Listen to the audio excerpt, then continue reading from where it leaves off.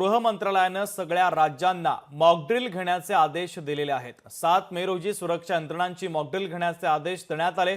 हवाई हल्ला जर झाला तर अलर्ट म्हणून सायरन वाजवले जाणार आहे। नागरी सुरक्षेसाठी गृह मंत्रालयाने आता राज्यांना सतर्क केलेलं आहे।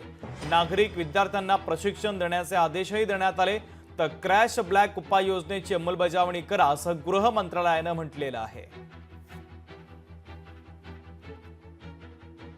तर 7 मे रोजी देशभरात ब्लॅकआउट आणि मॉक ड्रिल आपत्कालीन परिस्थितीला तयार राहण्याचे राज्यांना आदेश देण्यात आले। युद्धजन्य परिस्थिती निर्माण झालीच तर नागरिकांनी काय करायचं आणि काय खबरदारी घ्यायची यासाठी मॉक ड्रिल घेण्यात येणार आहे। पहलगाम दहशतवादी हल्ल्यानंतर भारत पाकिस्तानमध्ये तणाव वाढलाय।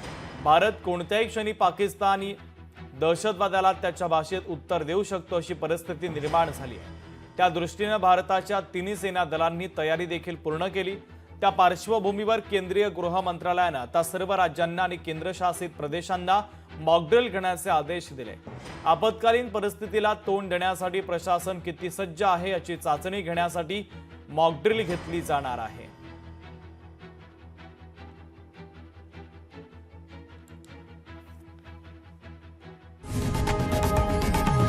लोकशाही मराठी ऐका, पहा, जागरूक रहा।